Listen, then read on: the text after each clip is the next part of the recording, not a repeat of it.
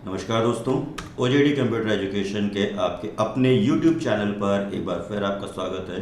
और मैं हाजिर हूँ आज NIELIT triple C super 50 questions के एग्ज़ाम सीरीज़ को लेकर के सेट नंबर 3 के साथ में, जिसमें आज हम डिस्कस करेंगे क्वेश्चन नंबर 101 से लेकर के 150 तक। आइए मूव करते हैं जल्दी ही क्वेश्चन नंबर 101 की तरफ।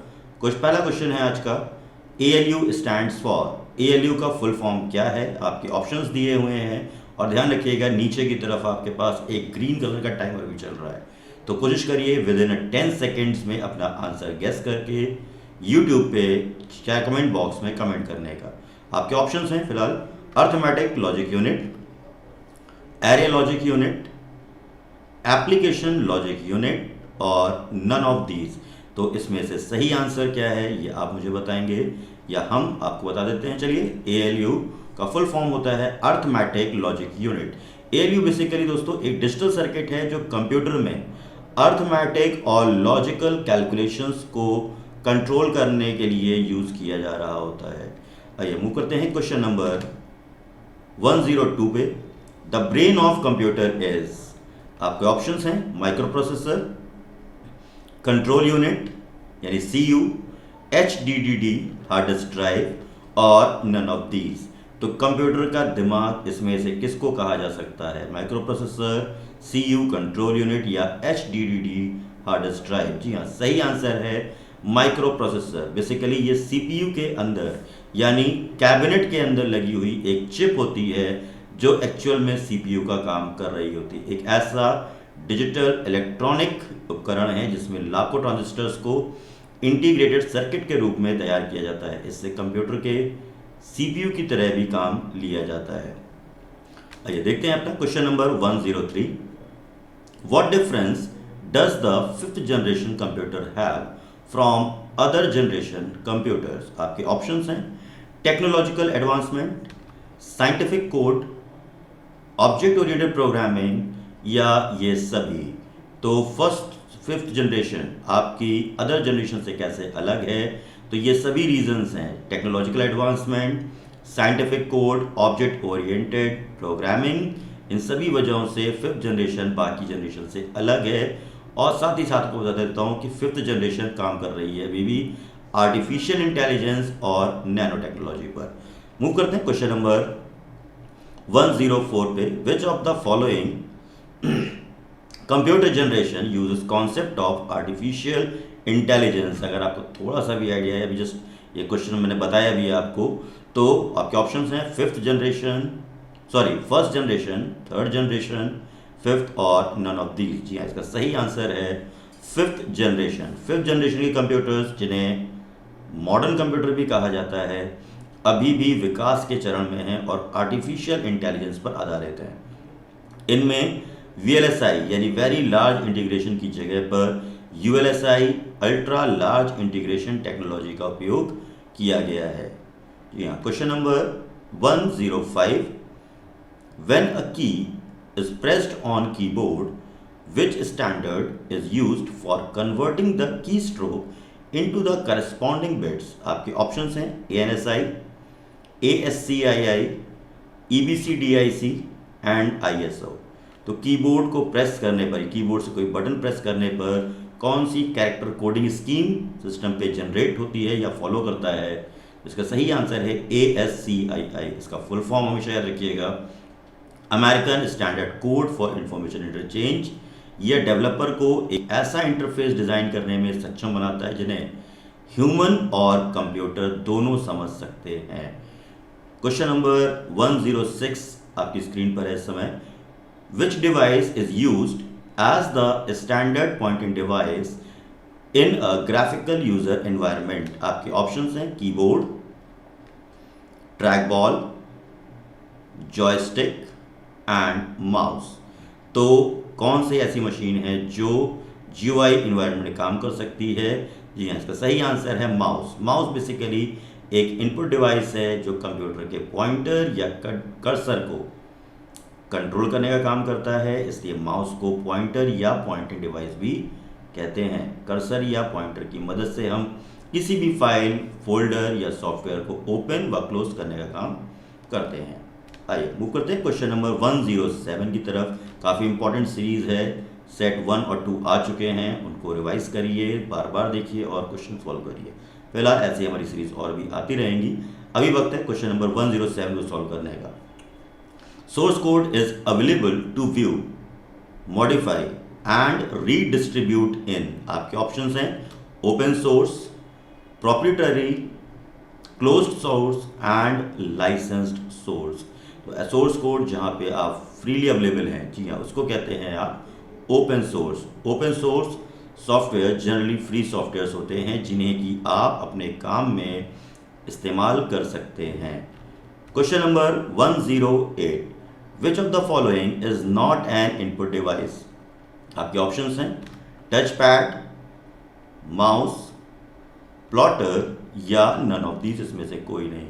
इसलिए क्वेश्चंस को बहुत ध्यान से पढ़िए कि वो पूछ क्या रहा है। जी हाँ, इसका सही आंसर है प्लॉटर।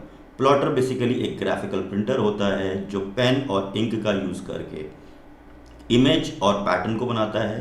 प्लॉटर एक हार्डवेयर आउटपुट डिवाइस है जिसमें HD क्वालिटी में आर्किटेक्चरल, इंजीनियरिंग इमेजेस जैसी बड़ी बड़ी इमेज को प्रिंट करने की कैपेसिटी होती है। बाकी डिटेल्स अपनी बुक्स में पढ़िए प्लॉटर के बारे में, और बाकी मेन कंटेंट यही है फिलहाल। Question number 109, which of the following is not an antivirus software. इनमें से कौन सा एंटीवायरस सॉफ्टवेयर नहीं है। आपके ऑप्शंस हैं उबुंटू, नॉर्टन, कैस्परस्काई और अवस्त। तो इनमें से इसका सही आंसर है आपके लिए उबुंटू। उबुंटू बेसिकली एंटीवायरस नहीं है, ये एक ओपन सोर्स सॉफ्टवेयर या ऑपरेटिंग सिस्टम है जिसका जन्म लिनक्स ऑपरेटिंग सिस्टम से हुआ है, यानी ये डिराइव किया गया है इसी से। यानी Ubuntu OS Linux operating system का ही एक डिस्ट्रीब्यूशन है।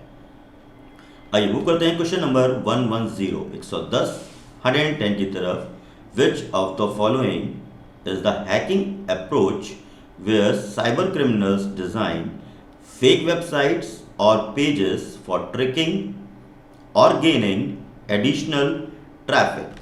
तो इसका ऑप्शन है आपके पास pharming, mimicking, website duplication and spamming. तो साइबर क्राइम के लिए इसमें से किस चीज़ को यूज़ किया जा सकता है।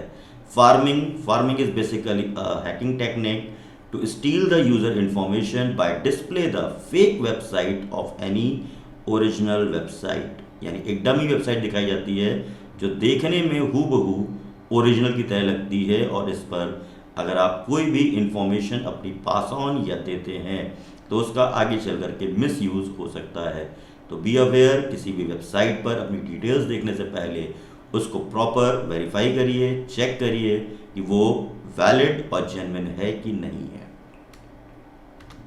Question number 111, which of the following action compromise cyber security. Cyber security इसमें से कौन कॉम्प्रोमाइज कर सकता है। आपके ऑप्शंस हैं वल्नरेबिलिटी, अटैक, एक्सप्लॉइट और थ्रेट। तो वल्नरेबिलिटी, अटैक, एक्सप्लॉइट और थ्रेट। जी इसका सही आंसर है थ्रेट। थ्रेट एक टाइप का रिस्क होता है जो कि किसी कंप्यूटर सिस्टम या ऑर्गेनाइजेशन को नुकसान पहुंचा सकता है। इसमें हमारे सिस्टम का डाटा चोरी हो सकता है या फिर वायरस का अटैक करके हमारे कंप्यूटर सिस्टम को नुकसान पहुंचाया जा सकता है। ठीक है। क्वेश्चन नंबर 112 आपकी स्क्रीन पर है इस समय। विच of the following act violets the cyber security. Options हैं एक्सप्लॉइट, अटैक, थ्रेट और वल्नरेबिलिटी। तो कौन सा है जो साइबर सिक्योरिटी को वायलेट कर सकता है। जी हाँ, इसका सही आंसर है, आइए देखते हैं क्या है इसका सही आंसर। जी हाँ, इसका सही आंसर है अटैक। पिछले दो क्वेश्चन लगभग एक जैसे दिखे आपको, बट क्वेश्चन की लैंग्वेज अलग रही है, ध्यान से देखिएगा। तो अटैक जो है साइबर अटैक द्वारा कंप्यूटर को एक्सेस करने में और सिस्टम में कोई भी इलीगल एक्टिविटी करने के लिए मैलिशियस कोड का इस्तेमाल करना ही कहलाता है साइबर अटैक। और उसके लिए उससे पहले जो खतरा होता है वो होता है थ्रेट, जो कि हमने पिछले क्वेश्चन में देखा था। क्वेश्चन नंबर 113, पहले क्वेश्चन बहुत ध्यान से पढ़ते हैं। Government hired some highly skilled hackers for providing the cyber security for the country और state. These type of hackers are termed as. आपके ऑप्शंस हैं स्पेशल हैकर्स, नेशन स्टेट और स्पॉन्सर्ड हैकर्स, CIA ट्रायड और government hackers. तो ऐसे कौन हैं जो कंट्री की सिक्योरिटी के लिए हैकर्स हायर किए जाते हैं? जी हाँ, वो होते हैं हमारे एथिकल हैकर्स, यानी ऑप्शन का सही आंसर है नेशन और स्टेट स्पॉन्सर्ड हैकर्स। वे हैकर्स जो सिस्टम की सिक्योरिटी एंड नेटवर्क में घुस करके उसकी सुरक्षा को बेहतर बनाने के लिए सिस्टम ओनर की अनुमति से काम करते हैं, उन्हें एथिकल हैकर्स के रूप में जाना जाता है। Question number 114, in which year has hacking becomes a practical crime and a matter of concern in the field of cyber technologies? आपके ऑप्शंस हैं 1991, 1969, 1983 और 1970। इस तरह के क्वेश्चन बहुत आते हैं जो ईयर पे बेस्ड होते हैं। जी हाँ, इसका सही आंसर है 1970 फॉर द हैकर्स। ये जो शब्द इस्तेमाल हुआ, ये जो एक्सेस में आया है, 1970 was that era when hackers and cyber criminal figured out how the wired technology work and how this technology can be exploited in order to gain additional advantage or misuse the technology. Question number 115, cyberspace word was coined by, cyberspace word किसने बनाया? Options हैं William Gibson, Andrew Tanenbaum, Richard Stallman and Scott फैलमैन।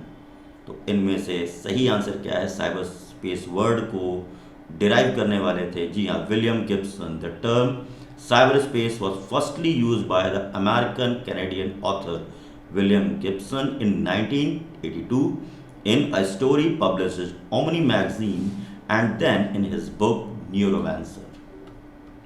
Question number 116, which of the following refers to stealing one's ideas or invention of others and use it for their own benefit? किसी दूसरे के ideas या inventions को चुराना और अपने benefit के लिए यूज़ करना, ये इस क्वेश्चन का हिंदी वर्जन तो आपको बता रहा हूँ इस समय। इसके लिए ऑप्शन दिए गए हैं, क्या कहलाएगा? Piracy, intellectual property rights, plagiarism और ऑल ऑफ द अबव। तो जी हाँ, इसका सही आंसर क्या है ये आपको बताना है तुरंत। टाइमर ख़त्म हो चुका है फिलहाल, तो आंसर इसने खुद ही बता दिया। प्लेगरिज्म, जब आप किसी भी ब्लॉग या वेबसाइट पर अवेलेबल कंटेंट को, जैसे इंफॉर्मेशन है, फ़ोटो है, वीडियो है, उसको कॉपी करके अपने किसी वेब ब्लॉग या ऑफिशियल वेबसाइट पर यूज़ करते हैं, इसे हम एक तरीके की चोरी कह सकते हैं, जिसे हम प्लेगियरिज्म कह रहे होते हैं। ठीक है। Question number 117, it can be a software program और hardware device that filter all data packet coming through the internet network, it is known as, इसको हम सॉफ्टवेयर प्रोग्राम भी बोल सकते हैं और हार्डवेयर डिवाइस भी कहते हैं, जो इंटरनेट से आने वाले डाटा को किसी भी नेटवर्क में क्या करता है? फिल्टर करता है। तो आपके ऑप्शंस हैं एंटीवायरस, कुकीज़, फायरवॉल और मालवेयर। तो इनमें से सही आंसर क्या है जो नेटवर्क को सिक्योरिटी प्रोवाइड करे? जी हाँ, ये है आपका फायरवॉल। मालवेयर बेसिकली कंप्यूटर को डैमेज करने के लिए है। एंटीवायरस एक लोकल सिस्टम पे यूज़ कर सकते हैं। कुकीज़ थर्ड पार्टी होता है जो आपके सर्चेस या इंडेक्सेस को मैनेज करती है। फायरवॉल एक नेटवर्क सिक्योरिटी सिस्टम है, इसका काम कंप्यूटर नेटवर्क को बाहरी अनट्रस्टेड नेटवर्क से सेफ रखना या सुरक्षित रखना है। आइए मूव करते हैं question number 118, which one of the following is a type of antivirus program? तो इनमें से कौन सा है जो एंटीवायरस है? आपके ऑप्शन है क्विक हील, कैस्परस्काई, मैकेफे और ऑल ऑफ द अबव। ये तीनों ही हमारे एंटीवायरस हैं। तो ऐसा देखते हैं कि क्या है इसका सही आंसर। जी हाँ, इसका सही आंसर है ऑल ऑफ द अबव। ये सभी हमारे एंटीवायरस हैं, Quick Heal, Kaspersky and McAfee. Antivirus basically दोस्तों एक तरीके का प्रोग्राम है या सॉफ्टवेयर है जो सिस्टम में मौजूद फाइलों को लगातार कंटिन्यूस स्कैन करके वायरस फाइल्स को डिटेक्ट करता है और बाद में उन वायरस फाइल को सिस्टम से रिमूव या डिलीट कर देता है। क्वेश्चन नंबर 119, सेट नंबर 3 पे हम लोग बात कर रहे हैं, ध्यान रखिएगा इस चीज़ पर, ठीक है ना। In which of the following a person is constantly followed और chased by another person or group of several peoples? आपके ऑप्शंस हैं stalking, phishing, bullying, identity theft. Question थोड़ा सा कंफ्यूजिंग है, वो दोबारा देखते हैं क्या है यहाँ पर। In which of the following a person is constantly followed और chased by another person, a group of several peoples. इसको क्या कह सकते हैं? Stalking, phishing, bullying and identity theft. ये कहलाता है आपका स्टॉकिंग। स्टॉकिंग का मतलब होता है पीछा करना, अर्थात किसी व्यक्ति के व्यक्तिगत जीवन में साइबर नेटवर्क के द्वारा दखल देना और उसकी जानकारी के बिना उसके इंफॉर्मेशन को यूज़ करना, लीक करना या उसे परेशान करना। और आज की इंफॉर्मेशन टेक्नोलॉजी की दुनिया में इसको कहते हैं साइबर स्टॉकिंग। ठीक है, आइए मूव करते हैं क्वेश्चन नंबर 120 की तरफ। 120 FSP future skill prime was launched by, आपके ऑप्शंस हैं नाइलेट, विप्रो, नास्कॉम एंड HCL। इनमें से कौन है जिन्होंने FSP प्रोग्राम लॉन्च किया था? जी हाँ, FSP programme basically launch by the NASSCOM. It is a joint initiative of Ministry of Electronics and IT and National Association of Software and Services Companies, focused on bringing about a digital skilling revolution in the country. Question number 121. Blank can replicate it to cause damage in system. आपके options हैं antivirus, cleaner, virus और none of the above। तो आइए check करते हैं इसका सही answer क्या है। कौन सा ऐसा है जो कंप्यूटर में अपने आप की डुप्लीकेट कॉपी बना करके कंप्यूटर में डैमेज क्रिएट कर सकता है? और आपके चार ऑप्शंस में से सही आंसर है virus. Vital information resources under seize, ये है वायरस का फुल फॉर्म, जो कि अपने आप को डुप्लीकेट बना करके अपनी कॉपियां तैयार करके सिस्टम में डैमेज क्रिएट कर सकता है। आइए मूव करते हैं क्वेश्चन नंबर 122 की तरफ। Utility software to protect from mobile security threat, आपके मोबाइल सिक्योरिटी थ्रेट से बचने के लिए आपके ऑप्शंस हैं Kaspersky mobile security, Avast, Acrobat और नॉर्टन मोबाइल सिक्योरिटी। तो इनमें से कौन सा सही है? तो इसका सही आंसर है नॉर्टन मोबाइल सिक्योरिटी। ये एक यूटिलिटी सॉफ्टवेयर है जो डायग्नोस्टिक पर्पज से बनाया गया है ताकि आपके स्मार्टफोन या मोबाइल में किसी भी तरीके के वायरस को बचने या एंटर होने से रोका जा सके। Question number 123, full form of RPA। RPA का फुल फॉर्म क्या है? आपके ऑप्शंस दिए गए हैं robotic process auto, robotic process automation, robot process automation and robotic progress automation. ये इसका सही आंसर है रोबोटिक प्रोसेस ऑटोमेशन। RPA का फुल फॉर्म है दोस्तों रोबोटिक प्रोसेस ऑटोमेशन, जो एक तरीके का ऑटोमेटेड सॉफ्टवेयर टूल या सॉफ्टवेयर टेक्नोलॉजी है जिसकी मदद से आप सॉफ्टवेयर रोबोट्स को तैयार कर सकते हैं जो कि अलग अलग काम को करने में सक्षम होंगे। How we can secure the smartphone, आपके ऑप्शंस हैं password and pattern lock, turn off wifi when it not in use, download genuine app और ऑल ऑफ द अबव। तो पासवर्ड स्मार्टफोन को सिक्योर कर, जी हाँ, ये सभी पैटर्न्स, इसमें कुछ एक्सप्लेनेशन नहीं है मेरे पास। क्यों? क्योंकि ये स्मार्टफोन की चीज़ें हैं और ये आपको पता होनी चाहिए। या आप अपना पासवर्ड से लॉक रखिए, वाईफाई बेकार में मत यूज़ रखिए, जेन्युइन ऐप, तो इस पर कोई एक्सप्लेनेशन का पार्ट तो नहीं बनता है क्योंकि ये जनरल चीज़ें हैं जो आपको पहले से पता हैं या पता होनी चाहिए।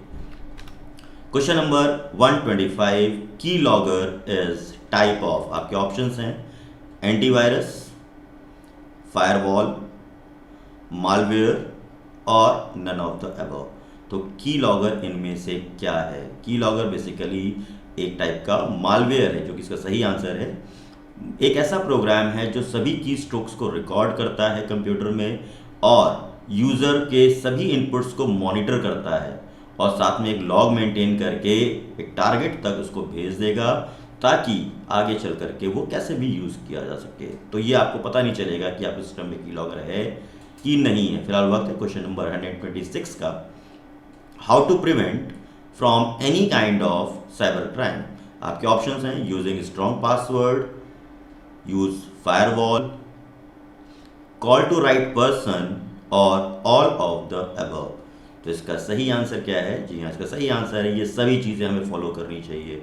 स्ट्रॉन्ग पासवर्ड, फायरवॉल और सही पर्सन को कॉल करना। Way to avoid the cyber crime, don't use unofficial website, don't click on unusual link, avoid third party app, and don't share your personal information. Question number 127. Pulling out confidential information from the bank or financial institution without any authorization is called cyber stalking, denial of services, phishing और none of the above. तो जी हाँ, इसका सही answer है phishing attack. Phishing attack एक तरीके का cyber attack होता है जिसमें हैकर्स यूज़र के कॉन्फिडेंशियल इंफॉर्मेशन जैसे bank account, social media account और क्रेडिट कार्ड डिटेल्स को चुराने के लिए कर रहा होता है। Question number 128. Which IT acts regulate the cyber law? आपके ऑप्शंस हैं IT act 2006, IT act 2005, IT act 1999 और IT एक्ट 2000। इसका सही आंसर है IT act 2000। Information technology act भारतीय संसद द्वारा पारित एक अधिनियम है जो 17 अक्टूबर 2000 को लागू हुआ था और 27 अक्टूबर 2009 को एक अनाउंसमेंट के दौरान इसे संशोधित या करेक्ट किया गया। Question number 129. Merkle tree is related to which technology? आपके ऑप्शंस हैं बिटकॉइन, ब्लॉकचेन, फायरवॉल और नन ऑफ द अबव। तो मर्कली ट्री शब्द इसमें से किस चीज से रिलेटेड है? जी हाँ, मर्कली ट्री जुड़ा हुआ है ब्लॉकचेन टेक्नोलॉजी से। Merkle tree consists of block of data, each of which is converted into a technic hash. It is related to cryptocurrency, cryptography, and blockchain. Question number 130. A place where group of professionals with similar areas of interest can share conversation is known as. आपके options हैं Gmail, YouTube, LinkedIn और blogs. तो आइए देखते हैं इसका सही answer क्या है। इसका सही आंसर है लिंक्डइन। लिंक्डइन एक सोशल नेटवर्किंग वेबसाइट होती है जिसे खास तौर पे डिज़ाइन किया गया है बिजनेस प्रोफेशनल्स के लिए। इसकी मदद से आप अपने वर्क रिलेटेड इंफॉर्मेशन को भी शेयर कर सकते हैं। Question number 131. एनी स्टेटस और video that we set on the WhatsApp or Snapchat will disappear after. आपके ऑप्शंस हैं 6 hours, 7 hours, 6 days और 24 hours। काफ़ी इजी क्वेश्चन है, रेगुलर बेसिस पे यूज़ करते हैं हम लोग। जी हाँ, 24 आवर्स के बाद व्हाट्सअप और स्नैपचैट पे दिखाई देने वाला कोई भी स्टेटस रिमूव हो जाता है और ये चीज़ हम लोग को पहले से उस पर भी इन्फॉर्म कर दी जाती है। Snapchat basically is popular among younger users and often used for casual light-hearted communication. WhatsApp is a messaging app that uses the internet to send messages, images, audio or video. The cost is significantly less than the texting. Question number 132. Vimeo is blank website. Vimeo इसमें से किस type की website है? आपके options हैं social network, e-commerce, video hosting and watching, none of the above. तो Vimeo किस तरीके की वेबसाइट है? जी हाँ, Vimeo है बेसिकली आपकी video hosting and watching website. Vimeo एक सोशल मीडिया प्लेटफॉर्म है जहाँ पर लोग अपने वीडियोस को पोस्ट करते हैं और जब लोग इन्हें देखते हैं और पसंद करते हैं तो वो उनको फॉलो करते हैं। It's similar to YouTube and other video hosting website. Question number 133. Which one is not a social media tool? आपके ऑप्शंस हैं व्हाट्सएप, फेसबुक, जीमेल और इंस्टाग्राम। तो इनमें से कौन सा सोशल मीडिया टूल नहीं है? तो जी हाँ, जीमेल इसका सोशल मीडिया टूल नहीं है। बेसिकली जीमेल है ईमेल की सर्विसेज के लिए। सोशल मीडिया को सोशल मीडिया सर्विस के नाम से भी आप कह सकते हैं, जाना जाता है। इसका मतलब है कि इंटरनेट का इस्तेमाल करके अपने दोस्तों और रिश्तेदारों के साथ जुड़ना। जीमेल को ईमेल सर्विसेज के लिए भी जाना जाता है। Question number 134. In which type social media can be grouped? Collaborative projects, virtual game words, blog and micro blogs और all of the above. Social media इनमें से किस चीज़ के लिए हमारे काम आ सकता है? तो जी हाँ, इसका सही आंसर है ऑल ऑफ द अबव। इन्हीं सब चीज़ कोलैबोरेटिव प्रोजेक्ट्स के लिए, वर्चुअल गेम्स के लिए, गेम्स वगैरह के लिए, ब्लॉग्स एंड माइक्रो ब्लॉग्स के लिए।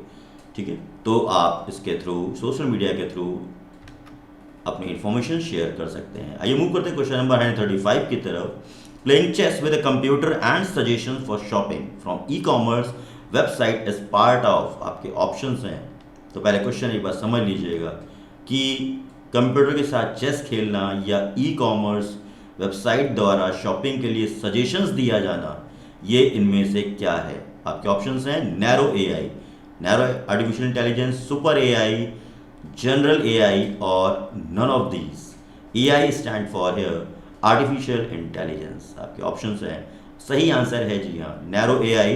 Narrow AI is also known as the weak artificial intelligence, refers to AI system that are designed to perform a specific task or solve a specific problem within a limited scope. आपके अगला question है question number 136। Classification of artificial intelligence are based on. Artificial intelligence का classification या वर्गीकरण किस पे depend करेगा।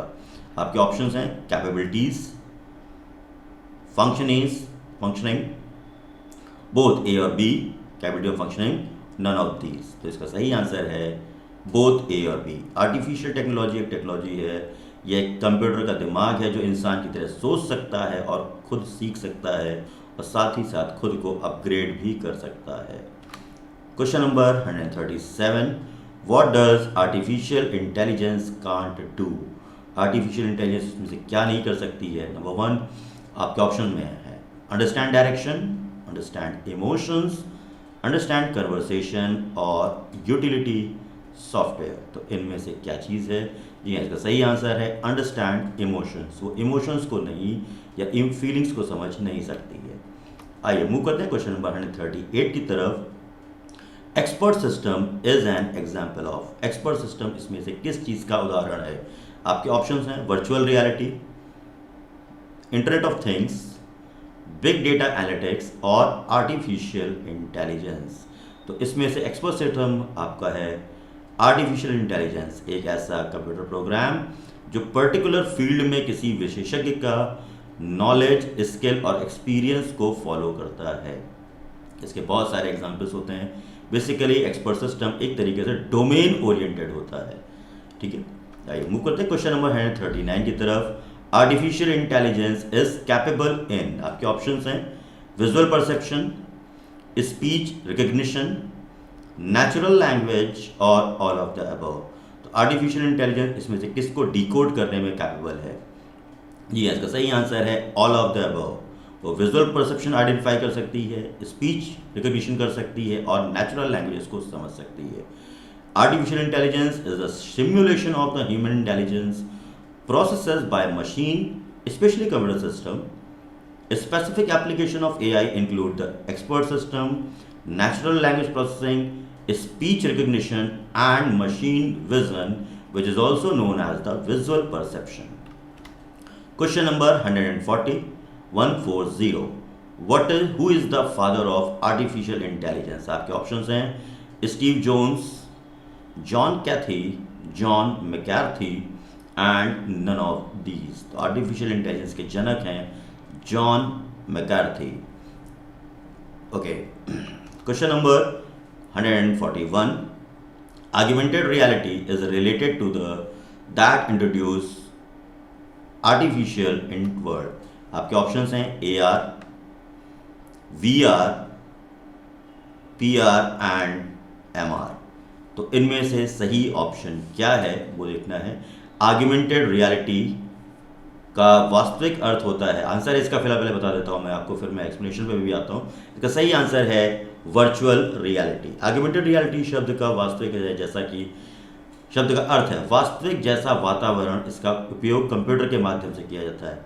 इसमें कंप्यूटर के द्वारा एक ऐसा माहौल तैयार किया जाता है जो कि वास्तविक से मिलता जुलता है, जिससे रियल और कॉपीड में एनवायरनमेंट में डिफरेंस कर पाना मुश्किल होता है।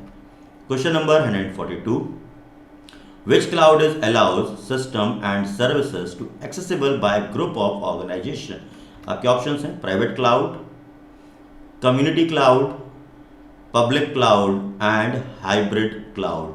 तो इनमें से क्या है सही आंसर इस क्वेश्चन का, ये देखते हैं। इसका सही आंसर है community cloud. The term cloud refers to the network of to a network or internet. Question number 143. Cloud computing is just a blank for the internet. आपके ऑप्शंस हैं schema, metaphor, structure and none of these. जी हाँ, इसका सही answer देखते हैं। इसका सही आंसर है metaphor. The group of network elements providing services do not need to be addressed और manage individually by the user. Instead of entire provider manages suite of hardware software can be thought as an amorphous cloud। आपके options में question number 144, amongst which of the following can be considered as the main source of unstructured data। आपके options हैं Twitter, web pages, Facebook और all of the above. जी हाँ, इसका सही answer है ये सभी वेबसाइट्स हमारी अनस्ट्रक्चर्ड डाटा को फॉलो कर रही हैं। इसमें कोई भी डाटा ऑर्गेनाइज फॉर्म में नहीं दिया गया है। Question number 145, amongst which of the following is और are not a big data technology. आपके ऑप्शंस हैं अपाचे हडूप, अपाचे पाइटैक, अपाचे कैफका और लास्ट है आपका अपाचे स्पार्क। तो इसका सही आंसर है Apache PyTark is not related to the big data technology in the traditional sense. As a part of a big data solution, Apache Hadoop, Spark and Kafka are utilized. आइए move करते हैं question number 146 की तरफ। Data that does not conform to a data model or data schema is known as structured data, semi-structured data, unstructured data और all of the above. तो इसका सही answer है अनस्ट्रक्चर्ड डाटा। कोई भी डाटा मॉडल फॉलो नहीं करता है। Question number 147, in big data environment velocity refers as data can arrive at fast speed, data set can accumulate within very short period of time, translate into the amount of time it take for the data to be processed and all of the above. तो एक बार options को दोबारा देखते हैं। Can arrive at fast speed, can accumulate within a very short period of time and amount of time it takes for the data to be processed. इसका सही answer all of the above. ये सभी चीज़ें velocity को refer करती हैं। A big data environment is more dynamic than a data warehouse environment and it is continuously pulling it data from the much greater pool of the source। आइए move करते हैं question number 148 की तरफ। फिर से बता दे रहा हूँ, कुछ हम लोग प्रैक्टिस कर रहे हैं सेट 3 की, जिसके लास्ट स्टेज पर हम लोग आ चुके हैं और आई होप कि ये क्वेश्चंस आपने स्क्रीनशॉट लिए होंगे, इस चीज़ को ध्यान से देखा भी होगा और क्वेश्चंस पे अटेम्प्ट करिए। क्वेश्चंस अभी और भी हैं, अगली सीरीज में आते रहेंगे। In computers, blank is a symbolic representation of fact or concept from which information may be obtained with a reasonable degree of confidence। आपके ऑप्शंस हैं प्रोग्राम, नॉलेज, डाटा और एल्गोरिथम। इसका सही आंसर है data. Data is basically a raw fact और unprocessed information जो किसी भी कंप्लीट इंफॉर्मेशन का बेसिक यूनिट बन सकता है।